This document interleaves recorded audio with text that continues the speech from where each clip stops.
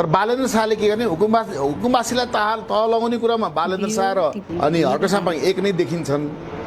तर असली सुकुम्बासीलाई तह लगाउने कुरामा चाहिँ तह लगाउनु हुँदैन। उनीहरू पनि मान्छे हुन्, जग्गा मात्रै सरकारको होइन, मान्छे पनि सरकारको हुन् भन्ने उनको तर्क जुन छ नि, कति लजिक तर्क छ नि त। त्यसैले हर्क साम्पाङले मानव अधिकार मुखी तरिकाले त्यसलाई सल्टाउन खोजे, तर बालेन्द्र शाहले बुट डन्डा बन्दुकको भरले त्यसलाई, बन्दुक पनि अनेक किसिमको त्यहाँ देखिन्छ, एसएलआरदेखि लिएर कतिसम्म बोकेको आर्मीले बोकेको बन्दुक हेर्नुहोस्, सशस्त्र प्रहरीले बन्दुक बोकेको हेर्नुहोस्, अथवा त्यहाँनिरको अधिकृत देवले बोलेको पिस्तोल हेर्नुहोस्, बन्दुक पनि चारै किसिमको छ।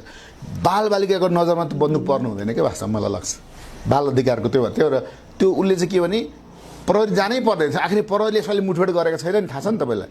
प्रहरीले भनेको मानिदिएको छ, पहिले मुठभेड हुन्थ्यो, प्रहरीले भनिदिएर मानिदिएर सबै गएको छन्।